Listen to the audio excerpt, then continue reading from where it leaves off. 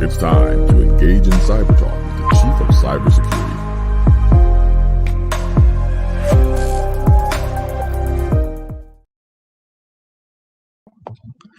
Good afternoon, everyone. Welcome to the Chief of Cybersecurity live screen session.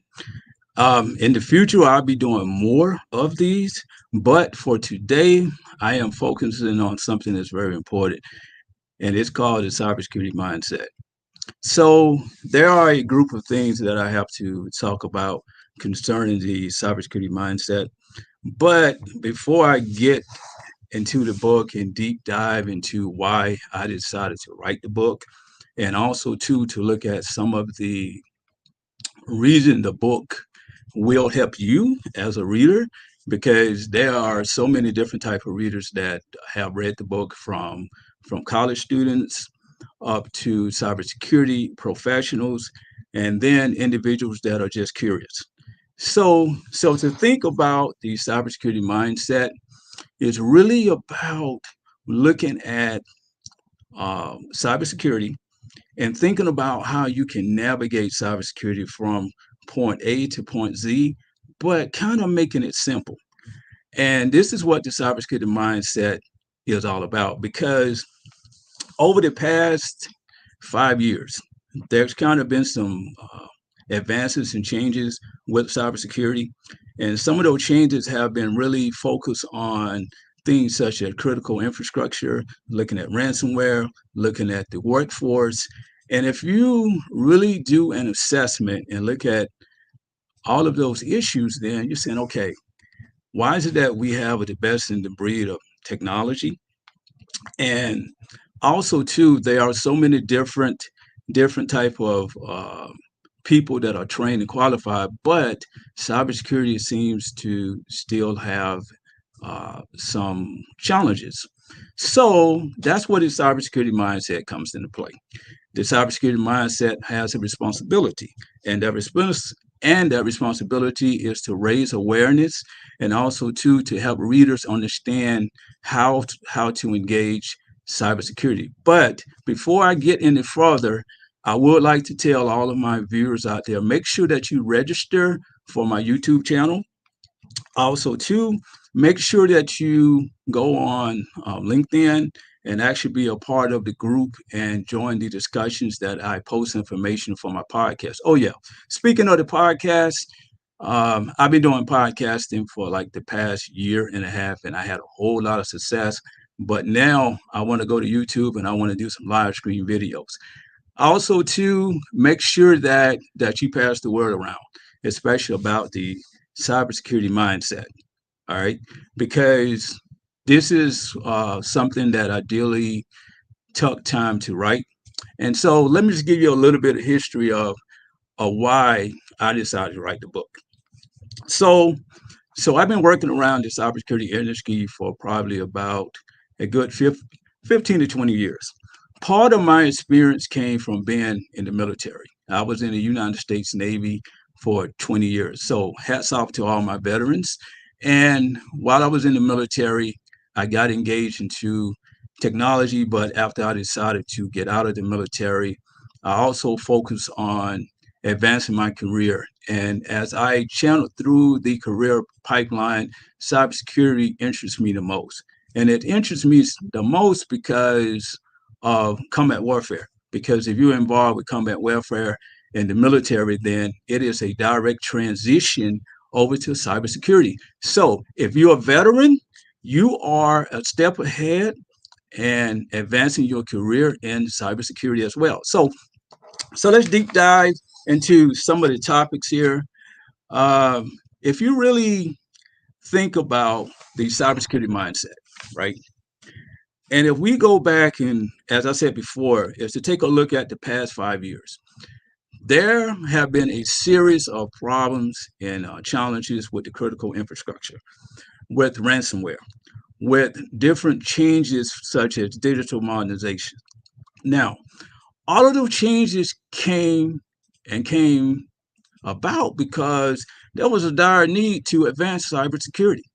But in order to advance cybersecurity, then, the industry has to have something that they can relate to. And when I was sitting at home and I said to myself, I said, hey, I've been working around cybersecurity for quite a bit, but now I want to transition my knowledge and to make better use of it.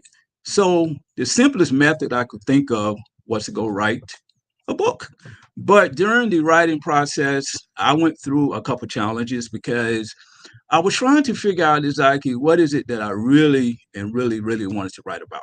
Because I started off by actually looking into writing a book on security best practices.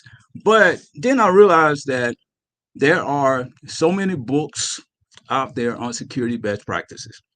So then I said, okay, let me just think about writing a book on workforce development. But then I realized that workforce development and to write a book is really not going to resolve any problems for the workforce. So then I said, okay, if I was working in cybersecurity, what is that gap that I would want to have uh, resolve? And I thought about it. I said, hey, what about having a certain mindset? Then I kind of did the research and I discovered that the term called the cybersecurity mindset was about developing a framework for cybersecurity. As I went through and did the research, I saw many of types of frameworks out there where individuals were talking about cyber security itself.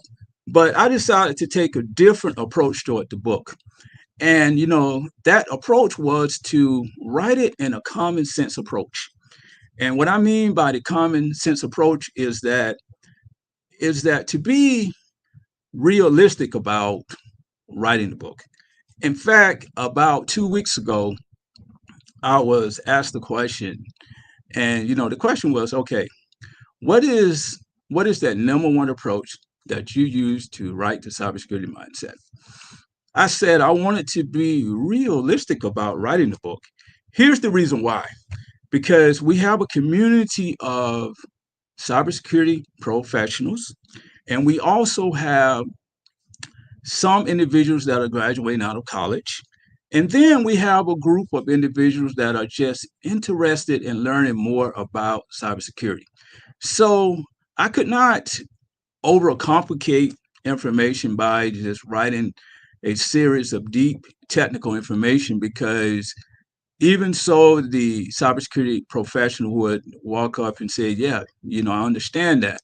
But also, too, there are millions and zillions of books that are written on technical information. All right. Now, the cybersecurity mindset has technical information, but it's written in a common sense approach. Secondly, I had to look at it and state, okay, what about the college students?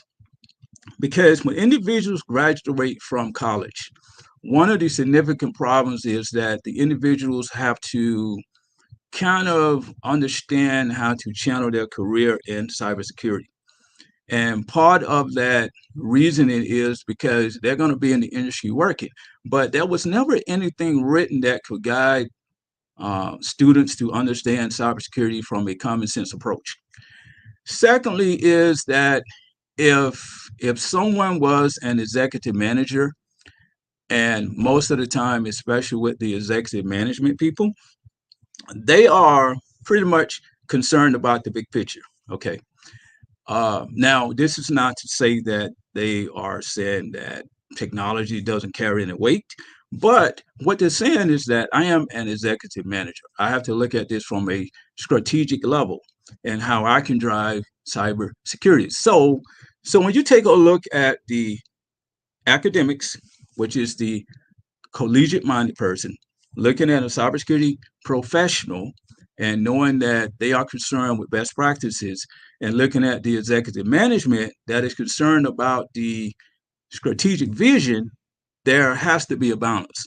And this is where the realistic approach came to writing these cybersecurity mindset. There are 20 chapters in the book, and all of the chapters are linked together because you can think of the cybersecurity mindset as a thinking model. So let me deep dive into a thinking model. If you really go back and actually think about the thought process that is required to make cybersecurity successful. Out of that entire chain, there has to be a thinking process. And that thinking process has to drive decisions. So, so when individuals are trying to drive decisions, then the first step is to have a thinking process in place. And this is another responsibility of the cybersecurity mindset because the 20 chapters are set up so that it can provide individuals with a progressive way of thinking. When I envision the progressive way of thinking, I am merely talking about how do we take cybersecurity from a lower level and actually advance it to a level where people can see the entire picture. And part of that progressive thinking is to just think basic, that that so much in cybersecurity is about increasing protection and lowering risk. When individuals can understand that concept, that's when they can drive the cybersecurity mindset. Because in the publication, I really push on that concept because the premises of cybersecurity is to protect the bubble. And I call the bubble is something that wraps around your life, and cybersecurity is that shield. So if the shield is supposed to operate, then what we have to do as a conscious-minded people that are involved with cybersecurity is find ways to increase protection and lower risk. And if you make that occur, that's when your cybersecurity programs will go mature. Now let's go talk about some of the other factors as well too here. All right. One of the one of the talking points that I always like to bring up as well too is that the cybersecurity mindset also allows the community to do what I call transformation thinking, right? Because as the industry is changing, so should the way that we approach cybersecurity as well. Because some of the legacy ways of using systems and applications may have changed over time. In the publication, which is the cybersecurity mindset, I've I, I go push for that topic because changes happen on a regular basis. If you go back and you think about over the past couple of years, look at some of the issues such as COVID-19. When the pandemic happened, some of these cybersecurity processes that need to be in place wasn't in place. And and if we look at the transformation thinking model, then that kind of tells the community that modernization needs to be in place.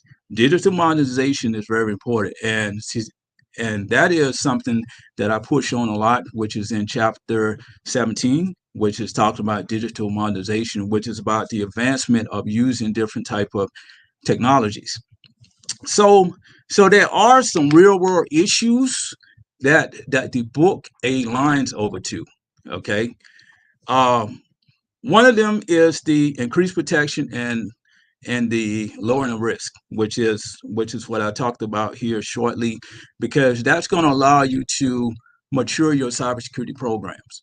Because if you can't mature your cybersecurity programs, then you're never going to be able to outsmart hackers. Because in this world, the whole premises is to make sure that regular people can beat hackers at the finish line. Because if there's let's say if there's a race, and if you have hackers in lane A and regular people are in lane B, the one that makes it to the end of the finish line is the one that wins. So if you have the cybersecurity mindset, then that's going to put you at the front, and so that you can beat the hackers at the finish line. Now, now, speaking of hackers, there's a chapter that is dedicated to the hacker's mindset, which is chapter 19 itself. So, some of the other things that the book also has a connection to real world issues is building that cybersecurity culture. When you think of a cybersecurity culture, think about the training. Think about individuals that act as a human firewall. because a human firewall is someone that has a defensive mindset. In the publication, I I also use that term a lot because I talk about the human firewall and having that defensive mindset. I I also talk about the cybersecurity DNA. What the cybersecurity DNA is a is a concept where, let's say if I took 24 blocks and if I place those 24 blocks standing up, right? And all of those blocks represented a DNA strand, okay, which is the cybersecurity DNA, right? And that's your genetic makeup for cybersecurity. Each one of those blocks could represent something like privacy. It could represent something such as incident response. It could represent something such as vulnerability management, risk management, and so on. If if say any one of those fail, right? All the rest of the blocks are going to fail too because they're connected together. All right. And those blocks make up the cybersecurity mindset because they are connected.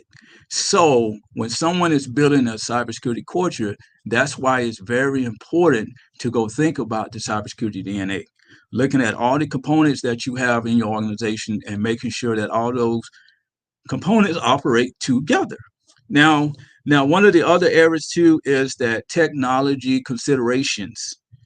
This is a real world issue when it comes to cybersecurity because cybersecurity is constantly changing. Throughout the publication, I always make notice to like different type of technologies that are uh, growing and coming up. Some of those are such as cloud, artificial intelligence, right? Looking at the different type of threat intelligence tools that you have. All of these are very important because these tools help you drive cybersecurity, right? And as technology changes, so should probably your tools. Let's just take, for instance, now with threat intelligence platforms, because the idea with threat intelligence platforms is that a lot of those are using artificial intelligence systems as well, because artificial intelligence helps to accelerate the processing of data, because the human eye cannot keep up with 20 million rows of data. So what happens is that a lot of the threat intelligence platforms now are using artificial intelligence. And in the publication itself, I bring that to light because because one of the things that has to happen is that is that in the cybersecurity mindset, we all have to read through and focus on those 20 chapters and see how that they and actually see how they all are connected together. So like for this live stream, I'm not going to go deep into all of the chapters, but I'm going to call out a couple here and just to kind of give an insight on like how they relate to the cybersecurity mindset. So let's talk about one of the ones here is that workforce development. Yes, for like chapter 18, workforce development is focusing on taking the workforce and driving that workforce to to exceed, but also to focus on the talent management system because that seems to be a gap in the workforce because a lot of times with the workforce development programs, they are focused on skill sets, training, and workforce gaps, making sure that people have the education and the certification. But through the cybersecurity mindset, we're going to focus on expanding the workforce development into a modernization practice where, let's say, for instance, the talent management system is coming on board now because your HR systems should be brought up to line where cybersecurity professional skill sets match. Because a lot of times when individuals probably go on a job interview, let's just say when that recruiter called you the first time, and you're probably wondering, okay, why is he asking me questions that don't relate to the job and so forth, right? And sometimes there's a gap between maybe the HR and the recruiting practice. So if the cybersecurity mindset was practiced by each, then it it becomes a connected place where the workforce and your talent management system are working one in one. Okay, and so and so now with chapter 18, it kind of gives you a broader picture on taking the workforce to the next level. One of the other areas too is that workforce modernization is about taking different teams and allowing those teams to work together, or to teach teams how to work together, because every IT person knows this. When you come onto a job, there's always challenges to get past the fact that it's the cybersecurity it is the cybersecurity people fault, or you may say that it's the networking team fault, or it's the help desk fault, right? Workforce modernization can change that. Over in the cybersecurity mindset, I kind of brings up some topics that could help out as well too. One of the other areas that is very, very important in the actual book as well too is that talking about situational awareness. Okay, this is a section in the book that is really and really and really important, because under situational awareness, what you are practicing is to know your environment. If you think about a typical individual that works in a SOC environment, right? Most of the individuals are used to looking at application and graphical views, right? And there are indicators that are red and green. And green is always good and red is always bad. But let's just switch back for a second here. What if there was a fault? And what if the green indicator was really giving false indications, right? Now, part of the situational awareness is that your cyber senses are telling you that you need to investigate it. Because although you see the indicators there, but you still have to investigate the red and the green and to see what the probable faults are. Because in an environment, some of the time you will get cybersecurity professionals that kind of get caught up in the red and the green and say, hey, it looks green, but have you did an in-depth analysis of that? How so about the environmental knowledge? Because it can be as simple as an IP address that was removed from the system. And let's say that you do a vulnerability scan and you still see it on the system. But wait for a minute. That vulnerability was kind of at its end of life cycle, because that IP address should not exist. But because an individual do not have grasp on the environmental knowledge and understanding how the IP address scheme operates, then they just may think that the environment is safe. So with situation awareness is very important as well too. One of the other sections is that I deep dive into risk-based thinking. When it comes to risk-based thinking, right? It is about taking cybersecurity out of a compliance framework and extending it to a risk-based framework. Let's just say, for instance, if you work in an environment and let's say you had 100 type of checks that you have to do. And let's say that the benchmark score was 90%. And let's just assume that your organization scored a 90. And now you are compliant. But hold it, we have a 10% factor to worry about. Now, this is where the risk-based attitude comes in, okay? Because you can't get complacent when you are talking about the world of cybersecurity. So some of the other things to actually look at, especially in the book itself, is that I have designed a conceptual model that I will be posting soon, because the conceptual model itself is going to take the book and it's going to expand it out, and it's going to show you how to use that progressive thinking to actually get through the 3 stages of the book. Okay. And speaking of the 3 stages of the book, the first stage is talking about your inclusive culture, which is about bringing in the culture building. Think about situational awareness and think about risk-based thinking.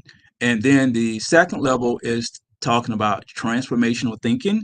It's where the hacker's mindset is where workforce modernization comes in. And also, to the last section is pretty much focusing on the cybersecurity mode of operation. And the cybersecurity mode of operation is about having that adaptive mindset.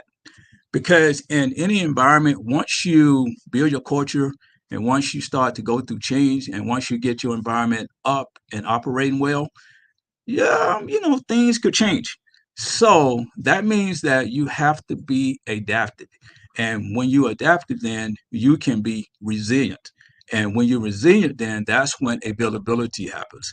And to all my readers, that is a great chapter too, uh, because what it does is that it brings into perspective about continuous monitoring, and that once you put cybersecurity into action, that you still have to stay vigilant, that you still have to be at the front lines. All right. Some of the other things too is that the book cover.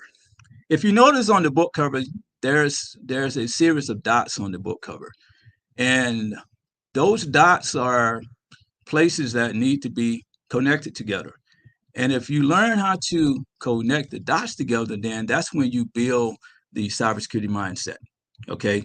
Because the cybersecurity mindset is about understanding how the different layers of cybersecurity are pretty much connected together as well too. Because those different layers are talking about incident response, vulnerability management, program management, workforce development. As I have written throughout the book, and like each chapter, I try to relate different layers over to the different topics itself.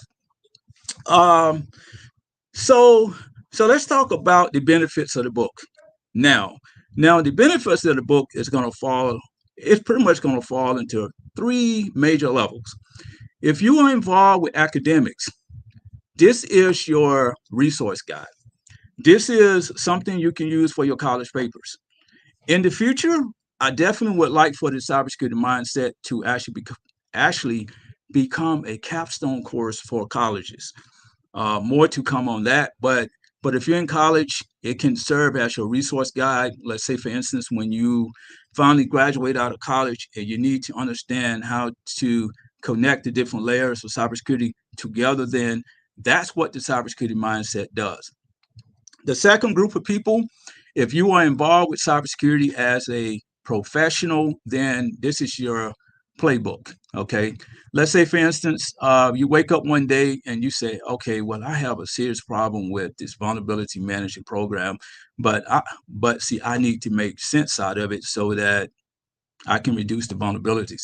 In my book, I actually talk about one of the key problems I've seen in a vulnerability management program, which is going green. Now, management likes to see all their reports in green. So, so if you go green, then what you do then, you would allow your organization to look pretty. But hey, you took the printers off the network, and you can't do that. All right. So there are some great work for those seasoned type of professionals. If you are a seasonal executive manager, here's exactly what you're gonna get out of the cybersecurity mindset. Okay. You're going to be able to understand how to increase protection and to lower risk, because your sole function is to increase protection and to lower risk. Because if you have clients, your clients may depend on you to reduce risk, and if you can reduce those risks, then you become a high value assets. So I do have a chapter called the value proposition mentality that talks about that topic as well. Okay, so what I've done today is to give a small brief about the cybersecurity mindset, some of the chapters, why did I write the book, and so forth. As you stay tuned in to my YouTube channel, I am going to be providing more information. And also, too, I want all my listeners to stay involved with the YouTube channel because I am also going to be doing some training, which is on the CISSP and also the Security Plus, because I really want to make that YouTube channel, the place of learning. And if you got something to talk about that's very important in cybersecurity, I want to invite you to my live stream. If you are an influencer, if you have great information that can be discussed, I really want you to come to my live stream. If you have a special type of cybersecurity program that you want to display to the world, reach out to me on LinkedIn. Let's go set up some time to live stream. One of the other things I always like to say is that the book is on Amazon, and as you look here on this live screen, there's the links to my website. There's a link to my webpage, and a couple of the links that you can find the information that you need.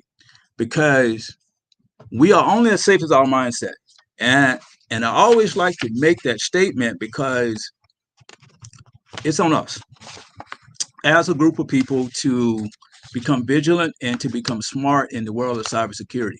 And I look forward to all of my readers trying to engage because in the future, we're going to have more of these sessions so that we can talk about the cybersecurity mindset, but also too, let's just look at how we can take the cybersecurity mindset and use it for a daily practice, or if we're trying to understand cybersecurity.